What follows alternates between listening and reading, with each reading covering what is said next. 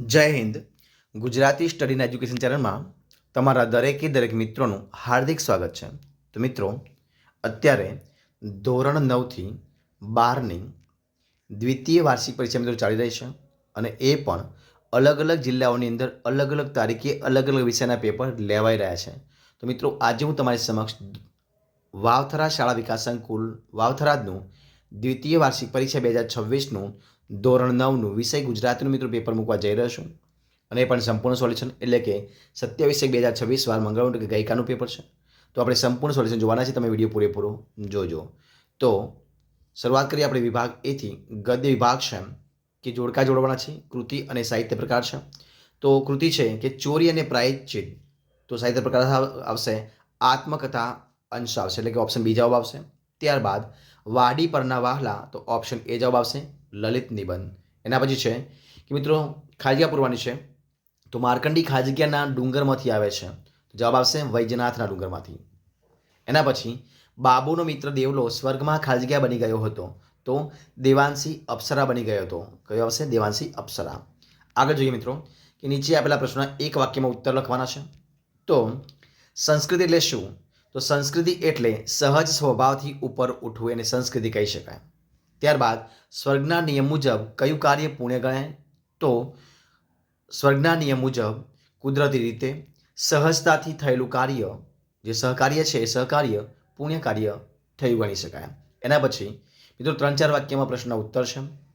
તો ગોપાલ બાપાએ શિવાયની પૂજા કરવાની શા માટે ના પાડી? તો મિત્રો આ પ્રશ્ન ગાઈડના 17 પેજ નંબર પર આપેલો છે. અથવા તો અમેરિકાના ખેલાડીઓને લેખકે કઈ ચેલેન્જ કરીને શા માટે? આ મિત્રો 37 પેજ નંબર પર આપેલો છે. ત્યારબાદ 8-10 વાક્યમાં મુદ્દાસર ઉત્તર આપવાનો છે. તો એની અંદર કે દ્રઢ સંકલ્પ શક્તિ અને અડગ મનોબળ જ જીવન છે આ વાક્યને પંગુમ લંગાય તે ગ્રીમ પાઠના આધારે સમજાવવાનું છે.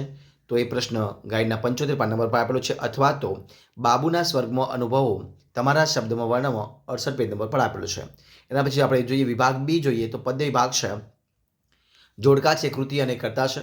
તો કૃતિ છે પછી શામળીઓ બોલ્યા. તો મિત્રો એના કર્તા છે પ્રેમાનંદ, બ આવશે. એના પછી રસ્તો કરી જવાના તો અમૃત ઘાયલ આવશે. એના પછી મિત્રો જોઈએ આપણે વિકલ્પો આપ્યા છે ખાજગીયા પૂરવાના છે. તો શ્રી કૃષ્ણ અને સુદામા ખાજગીયા ઋષિના આશ્રમમાં વિદ્યાભ્યાસ કરતા હતા. તો મિત્રો કોના? સાદીપની ઋષિના આશ્રમમાં વિદ્યાભ્યાસ કરતા હતા. એના પછી ગોપી આંધણમાં ખાજગીયા ઓરી દીધું. તો શું મિત્રો ઓરી દીધું? તો સંસાર ઓરી દીધું. શું ઓરી દીધું? ગોપી આંધણમાં સંસાર ઓરી દીધું.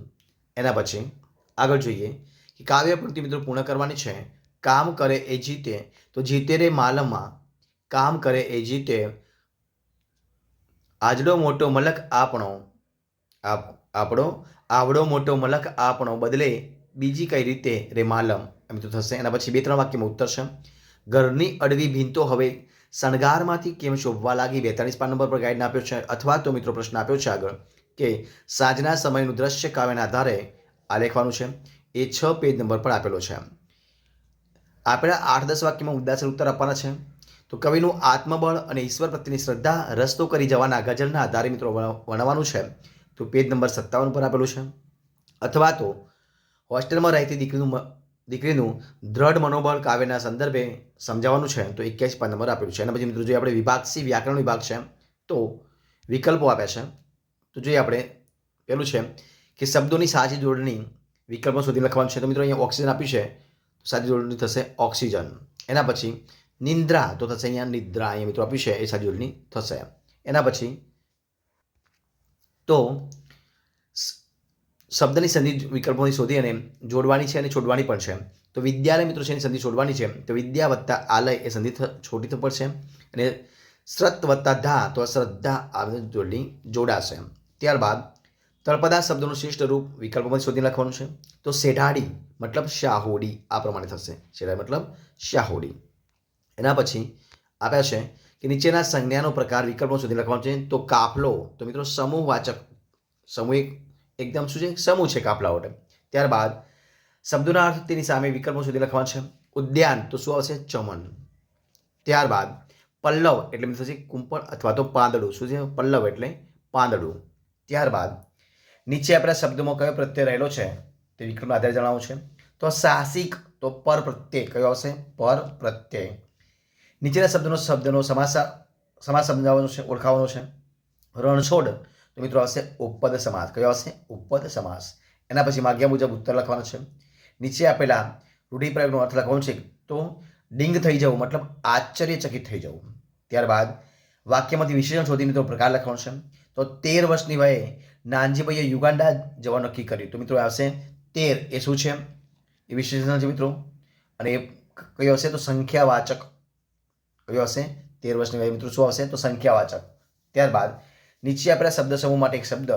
તો ચંદ્ર જેવી શીતળ કૃપા દ્રષ્ટિ તો હશે સોમ દ્રષ્ટિ. શું આવશે? સોમ દ્રષ્ટિ. એના પછી નીચે આપેલ વાક્યનું કર્મણી વાક્યમાં રૂપાંતર કરવાનું છે. હરિલાલ પંખો નાખે છે તો હરિલાલથી પંખો નંખાય છે. આ પ્રમાણે વાક્ય બનશે. ત્યારબાદ નીચે આપેલા શબ્દના ધ્વનિ છૂટા પાડવાના છે. પ્રતિજ્ઞા તો પ વત્તા ર વત્તા અ વત્તા ત વત્તા ઈ વત્તા જ વત્તા જ વત્તા અ. મિત્રો આ પ્રમાણે થશે પ્રતિજ્ઞા. ત્યારબાદ વિભાગ ડી છે, લેખન વિભાગ છે. કે નીચેની પંક્તિઓનો વિચાર વિસ્તાર કરવાનો છે. કદમ અસ્થિર હો અને કદી રસ્તો નથી જડતો. કદમ અસ્થિર હો એને કદી રસ્તો નથી જડતો. અડગ મનના મુસાફરીને હિમાલય પણ નથી નડતો. અને બીજી મિત્રો આપ્યું છે કે આવ નહીં આદર નહીં નહીં નહીંનો મોને તે ઘર કદી ન જઈએ કંચન વર્ષે મેં. મિત્રો આ બંને જે પંક્તિ છે એનો તમારે વિચાર વિસ્તાર કરવાનો હતો. એના પછી આગળ આપ્યું છે કે તમારી શાળામાં યોજાયેલ સ્વચ્છતા અભિયાનનો અહેવાલ તમારે 100 શબ્દોમાં તૈયાર કરવાનો હતો. અથવા તો તમારી બહેનનો ગાયન સ્પર્ધામાં જિલ્લા કક્ષાએ પ્રથમ નંબર આવ્યો છે તે અંગે અભિનંદન આપતો તમારે પત્ર લખવાનો હતો. એના પછી મિત્રો જોઈએ આપણે કે નીચેનો ગદ્યખંડ વાંચી તેના પ્રશ્નોના ઉત્તર આપવાના હતા. ગદ્યખંડ છે કે સંવેદનશીલ વ્યક્તિનું હૃદય અન્યો માટે કુસુમ જેવું કોમળ અને પોતાને માટે વજ્ર જેવું કઠોળ હોય છે. હૃદયની વાત હૃદયની સાંભળી શકાય. હૃદયની વાત હૃદયથી સાંભળી શકાય, કાનથી નહીં. પ્રાણી માત્ર પ્રત્યેની સંવેદના હિન્દુસ્તાનની ધરતીની મહેક છે. એટલે જ અહીંના લોકો કીડીની કણ અને હાથીની મણ નાખવા જાય છે. અહીંના ચબૂતરા પર ચણતા પક્ષીઓ અહીંની સંવેદનાના સંદેશવાહક છે. મિત્રો પ્રશ્નો આપ્યા છે. શું આપ્યા છે પ્રશ્નો? તો પ્રશ્નો છે કે સંવેદનશીલ વ્યક્તિનું હૃદય કેવું હોય છે? તો એનો જવાબ બનશે કે સંવેદનશીલ વ્યક્તિનું હૃદય અન્યો માટે કુસુમ જેવું કોમળ અને પોતાને માટે વજ્ર જેવું કઠોર હોય છે. જ્યારે બીજો પ્રશ્ન છે કે હિન્દુસ્તાનની ધરતીની મહેક શેમાં છે? તો હિન્દુસ્તાનની ધરતીની મહેક મિત્રો પ્રાણી માત્ર પ્રત્યેની સંવેદનામાં છે. ત્યારબાદ 200 શબ્દમાં મિત્રો નિબંધ લખવાનો હતો. તો કયા નિબંધ આવશે? તો જોઈએ તમારી સમક્ષ નિબંધો મૂક્યા છે કે પ્રવાસનું જીવન ઘડતરમાં સ્થાન છે. એના મુદ્દા પણ આપેલા છે, તમે લખી લેજો. ત્યારબાદ મકર સંક્રાંતિ, હમણાં જ મિત્રો તમારે ઉત્તરાયણનો તહેવાર ગયો છે. અને એની પછી મારી કલ્પનાનું ગુજરાત કેવું હોય તો એના પર અહીં મુદ્દા આપેલા છે. તમે પ્રશ્નો એના આધારે તમે નિબંધ લખી શકો છો.